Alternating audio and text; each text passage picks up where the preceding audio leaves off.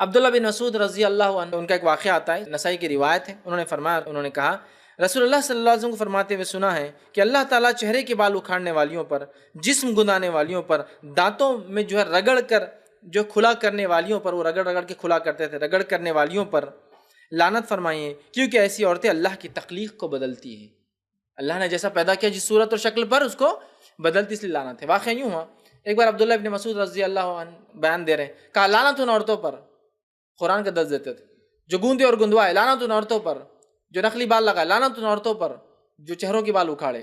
ایک عورت درس سن رہی تھی، گھر گئی، دوسرے دن آئی، کہا عبداللہ کل جا کے پورا قرآن پڑھ لی میں نے، ایک جگہ بھی نہیں ملا جو تم لعنت بھیج رہے تھے۔ تو کتنی ہوشیار عورتیں تھی اس زمانے کی، پورا قرآن تھا، جب بھی ویریفائی کیا کہیں بھی نہیں ایسی آیت۔ تو چلو آج بہت آسان ہے، آپ نیٹ پہ جائیے اور خالی ڈالیے لعنت تو مل جائیں، کہاں کا قرآن میں آیا ہے۔ وہ زمانہ وہ نہیں تھا، وہ حافظہ اور وہ تھا۔ میں نے پڑھا کہیں بھی نہیں ملا، تم نے کیسا کہا یہ؟ تو کیا تو نے یہ نہیں پڑھی آیت وَمَا آتَاكُمُ الرَّسُولُ فَخُذُوهُ وَمَا نَهَاكُمْ عَنْهُ فَانْتَهُوا، سورہ حشر کی آیت نمبر 7 کا حصہ۔ تو کہاں یہ تو پڑھا نبی جو دے دے اس سے لے لو، اور جس سے نبی روک دے اس سے رک جاؤ۔ تو کہا سن، پھر میں نے اللہ کے رسول صلی اللہ علیہ وسلم کہتے ہوئے سنا، اور یہ حدیث روایت کی کہ اللہ تعالیٰ چہرے کے بال اکھاڑنے والیوں پر، جسم گندانے والیوں پر، دانتوں میں رگڑ کے جگہ کرنے والیوں پر لعنت فرمائی ہے، کیونکہ ایسی عورتیں اللہ کی تخلیق کو بدلتی ہیں۔ تو اس کے بعد اس عورت نے کہا لیکن میں تو تمہاری بیوی کو ایسا کرتے ہوئے پاتی ہوں۔ کیا کہا؟ میں تو تمہاری بیوی کو ایسا کرتے ہوئے پاتی ہوں۔ اب یہ بات اس نے کیوں کہی نہیں مانگی، ان کی غیرت جگانے یا پوچھنے کے لیے؟ سمجھ رہے کیا ایسا؟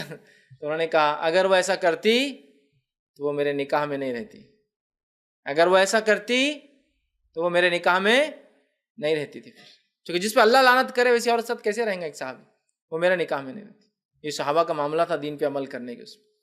اور میں آپ کو بتاؤں ایک بات، عورتوں کے فیشن پرست ہونے کی، عورتوں کے بے حیا ہونے کی، عورتوں کے ننگ دھڑنگ کپڑے پہننے کی وجہ خود عورتیں نہیں ہیں، یہ میرے اپنے بھائی ہیں، یہ ان کے باپ ہے جن کی آنکھوں کا پانی مرا ہوا ہے، یہ ان کے شوہر ہے جن کی حیا شرم اور آنکھوں کا پانی مرا ہوا اور دیوس ہو چکے ہیں، یہ ان کے بھائی ہے جن کی آنکھوں کا پانی مرا ہوا ہے، جس کے نتیجے میں عورتیں بگڑی ہے۔ گھر کا ذمہ دار مرد جب بگڑتا ہے نا تو اس کے ماتحت عورت بگڑتی ہے۔ یہ ہمارے مردوں کی آنکھوں میں چیز خوشنما ہوئی جس لیے ہماری عورتیں بگڑی ہیں، لیکن اس کا ہرگز مطلب نہیں عورتیں بولے ہاں ہم بچ گئی، کہ فیض بھائی نے بول دیا اب شوہر اور باپ اور بھائی ذمہ دار ہیں۔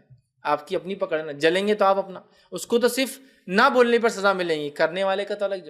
ایک نے بھڑکایا دوسرے نے خون کیا تو بھڑکانے والے کو اس کے بھڑکانے کی سزا، لیکن خون کرنے والے کو تو خون کی اصل سزا ہے۔ سمجھ رہے بات کو؟